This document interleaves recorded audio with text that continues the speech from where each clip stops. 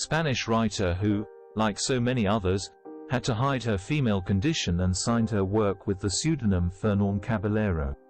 She has a key role in Spanish narrative since she has been considered the driving force behind the renewal of the Spanish novel, which during the 18th and 19th centuries had lost the brilliance it had in the Golden Age.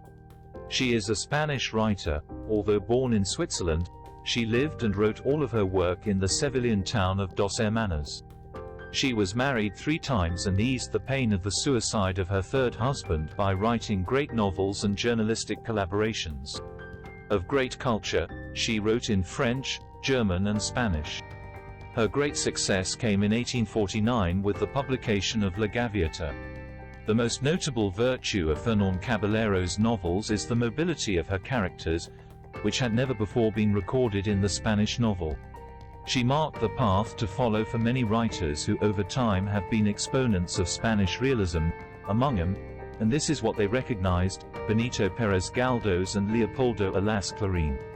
She mastered the art of creating traditional paintings and designing a narrative atmosphere that makes reading very enjoyable, thanks to light and intentionally naive plots.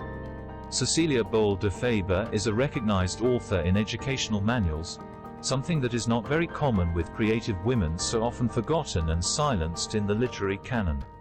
Her ideas were traditional and some called her reactionary, although her bold and innovative literary creation made her a brave, modern and unique woman.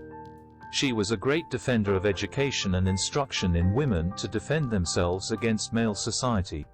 Cecilia's life is a cluster of contradictions, but these paradoxes are what give richness to her literary creations.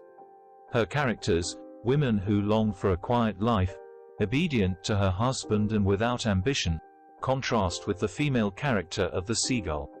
La Marisolada is not content with the role that society gives her and, working on the vocal gifts that she possesses, she pursues triumph and social brilliance.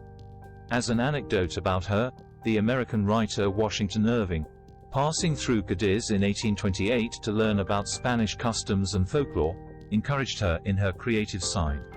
She was also a good friend of Rosalía de Castro. Cecilia had a life full of adventures. She lived in several countries. She lived firsthand the Spanish War of Independence and the restoration of the monarchy, and, like most of her, she had economic problems throughout her life. Thanks to Cecilia and her work in collecting traditional Spanish stories, we can enjoy works and popular stories that would have been lost over time. The book, Stories of Enchantment, is a collection of short stories that the author wrote for boys and girls. She is therefore not only our first folklorist, but also one of the first Spanish writers of children's literature. Cecilia died on April 7, 1877 in Seville and is buried in the Church of the Annunciation.